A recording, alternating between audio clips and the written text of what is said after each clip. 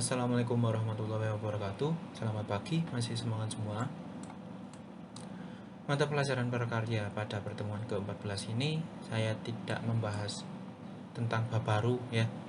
Saya hanya akan mengulas, mengingatkan kembali materi yang telah kita pelajari di jauh-jauh hari sebelumnya, yaitu di semester 1 kalau gak salah, pertemuan 3 kalau gak 4 ya.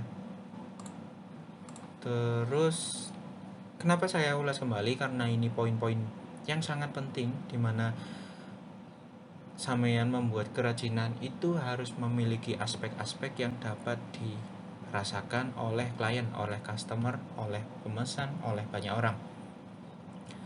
Sebelum kita masuk pembelajaran, alangkah lebih baiknya kita awali dengan berdoa terlebih dahulu. Berdoa, dipersilakan.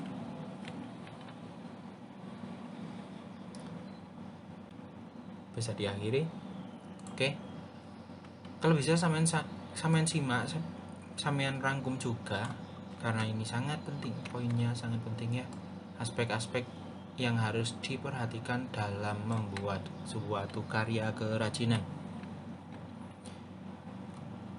Selamat menonton. Produksi kerajinan bahan lunak. Kita masuk poin ini, proses produksi kerajinan bahan lunak. Beragam benda kerajinan dari bahan lunak alam dan buatan dapat diciptakan dan dibuat berdasarkan bentuk dan bahan yang digunakan. Nah, proses produksi ini perlu memperhatikan bahan ya. Perlu memperhatikan bahan yang digunakan dari segi bentuk dan karakteristik. Bisa dicatat. Saya ulangi. Proses ini perlu memperhatikan bahan yang digunakan. Memperhatikan bahan yang digunakan dari segi bentuk dan karakteristik. Dan juga dalam produksi ini perlu memperhatikan teknik yang digunakan. Nah, teknik tersebut itu bervariasi dari teknik membentuk, teknik mengukir, teknik mengecor, teknik menempel, teknik melipat, mencetak, menggulung,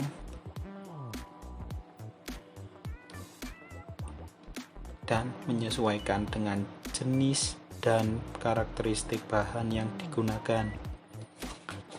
Masing-masing teknik disesuaikan dengan jenis dan bahan yang digunakan, karakteristik bahan yang digunakan.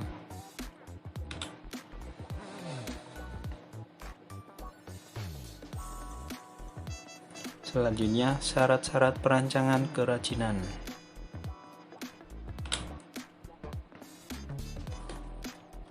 Yang pertama ada utility.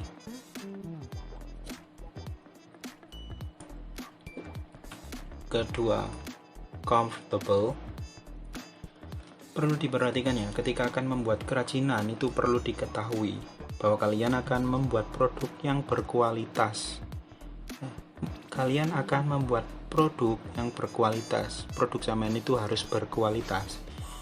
Nah, untuk mewujudkan produk yang berkualitas, maka yang harus sampean lakukan adalah memperhatikan poin-poin berikut ini, di mana kerajinan sampean harus memiliki sifat-sifat ini. Pertama tadi utility, comfortable. Ketiga flexibility. Keempat safety. Dan yang kelima estetik. Ingat-ingat, dicatat, ini poin penting.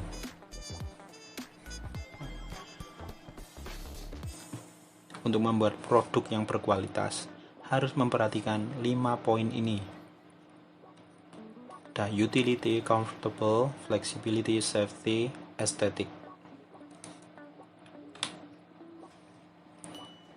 Yang dimaksud utility adalah kegunaan produk tersebut, kegunaan produk yang sampean desain, yang sampean rancang, yang sampean buat. Produk yang sampean buat atau kerajinan yang sampean buat harus memiliki kegunaan. Benda kerajinan harus mengutamakan nilai praktis. Nilai praktis itu apa? Nah, nilai praktis adalah digunakan sesuai kebutuhan. Nah, tadi poin utility yang artinya kegunaan. Kegunaan itu digunakan sesuai kebutuhan. Contohnya, untuk mewadahi, misal sampean ada masakan sup. Nah, tempat untuk menempatkan sup itu di mana? Di mangkok. Nah, kerajinan sampean itu membuat mangkok yang digunakan untuk mewadahi, sebagai wadah sampean menaruh sup tersebut. Tuh, memiliki nilai guna, memiliki kegunaan produk sampean itu. Jangan membuat produk kerajinan yang tidak berguna. Comfortable, kenyamanan produk yang sampean buat. Nah, ini bisa ditulis, benda kerajinan harus menyenangkan dan memberi kenyamanan terhadap pemakai atau pengguna. Nah, dalam poin ini yang artinya produk memberi kenyamanan atau dapat menyenangkan pengguna. Jadi produk sampean itu membuat pengguna, membuat pembeli nanti nyaman memakai produk sampean. Contohnya apa? Misal gelas akan lebih nyaman jika ditambah pegangan sendiri, bukan gelas yang gini saja. Nah, maka akan lebih nyaman pengguna memakai gelas yang ada centelannya seperti ini. Dari sini ada yang ditanyakan. Oke, lanjut. Selanjutnya flexibility, atau keluasan produk yang sampean buat.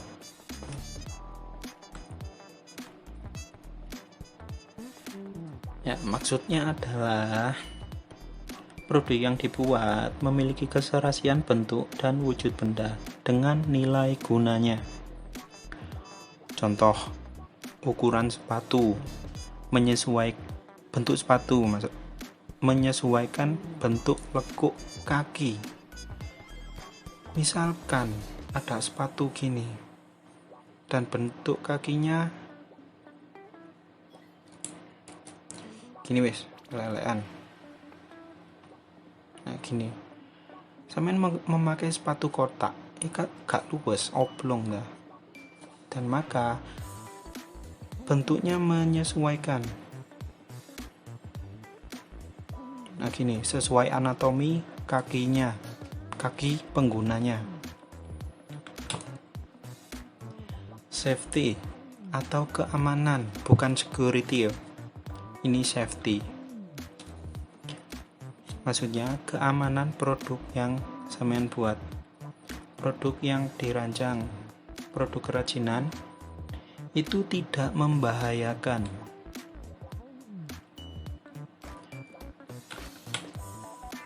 Nah, benda kerajinan tidak boleh membahayakan, dan benda kerajinan aman untuk dipakai. Contohnya pisau dirancang dengan pembatas atau penghalang antara pegangan dan mata pisau. Soal ini pisau, ini pegangannya. Nah, di antara mata pisau dan pegangan dirancang penghalang atau pembatas, biar antara tangan ketika memegang itu aman, tidak menyentuh bagian tajam dari mata pisau tersebut. Ya, dapat dipahami dari sini.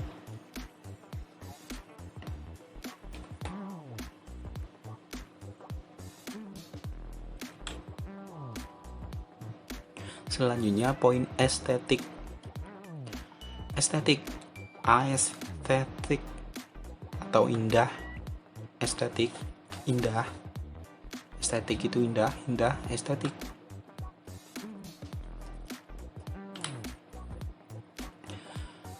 Benda kerajinan dirancang seindah mungkin untuk meningkatkan daya tarik dibandingkan dengan bentuk benda biasa atau bentuk aslinya. Misal ada cangkir.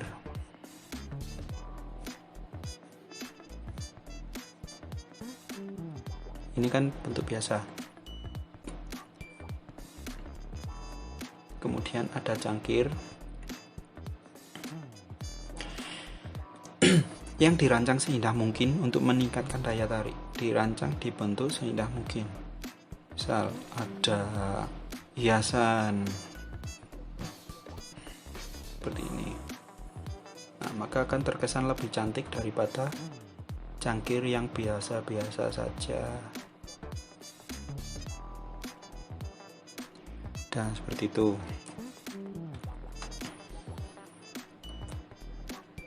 Nah, bisa diingat kembali ya, poin-poinnya tadi ada apa saja.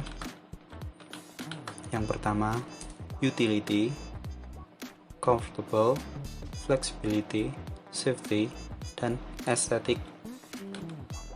Diingat, jolali.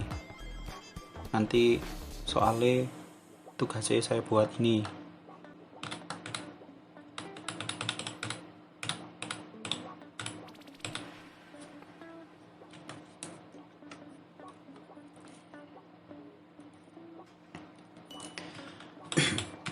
Selanjutnya,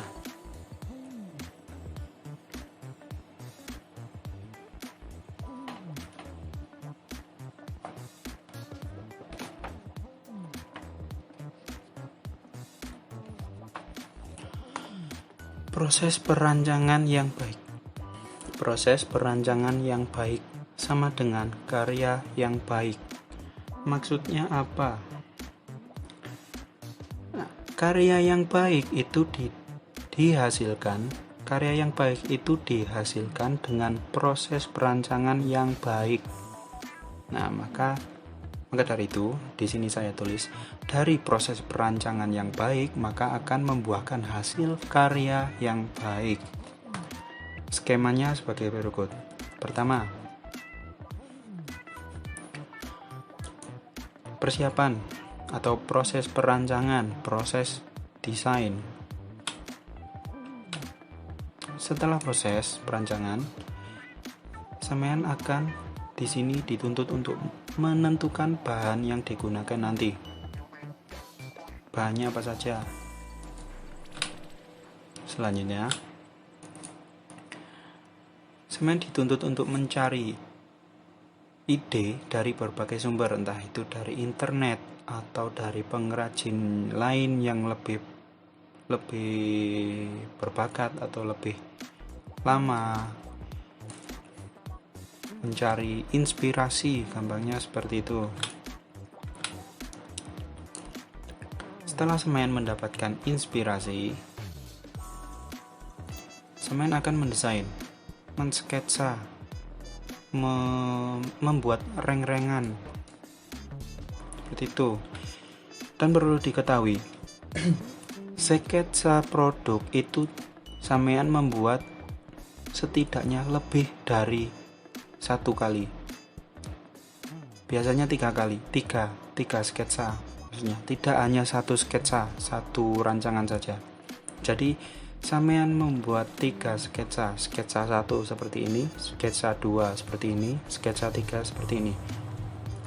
Jadi berbeda-beda. Nah, kemudian menentukan desain sketsa yang terbaik.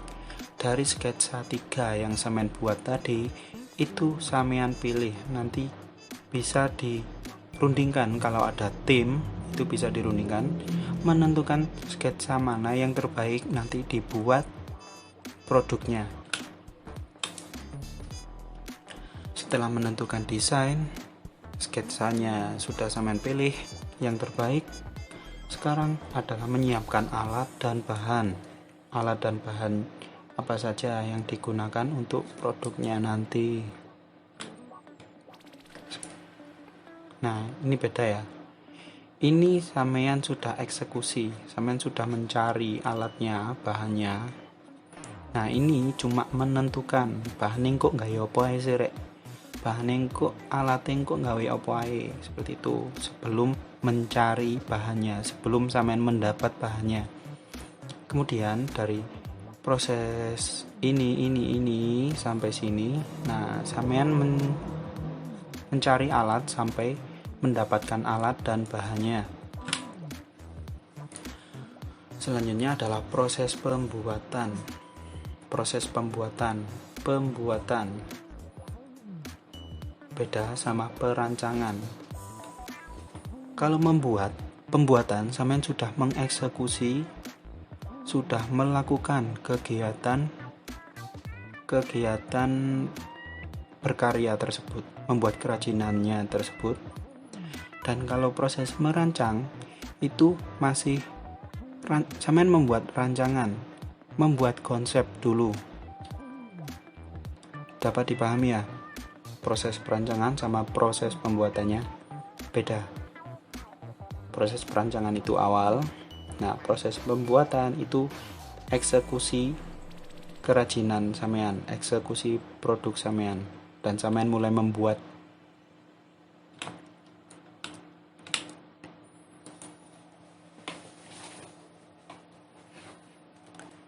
Setelah proses pembuatan dilakukan, maka sampean akan melakukan uji coba produk. Produk yang sampean rancang, produk yang sampean buat, itu diuji coba. Layak enggak?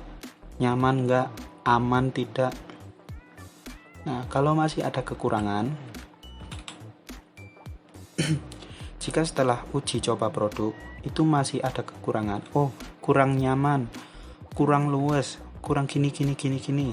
Selanjutnya adalah revisi. Revisi ini perbaikan setelah uji coba. Misal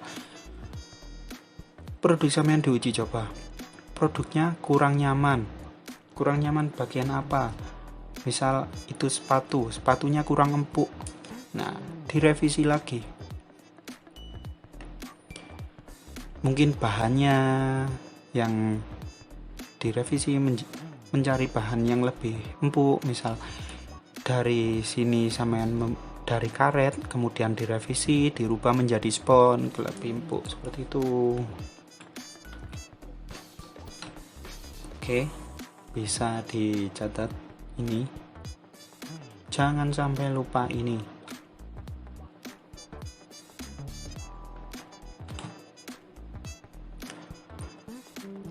Nah, pertemuan hari ini mungkin cukup sampai di sini. Jikalau ada pertanyaan terkait materi nanti, bisa sampean tanyakan di Google Classroom, di forum diskusi, atau di grup WhatsApp, grup WA di kelasnya masing-masing bisa.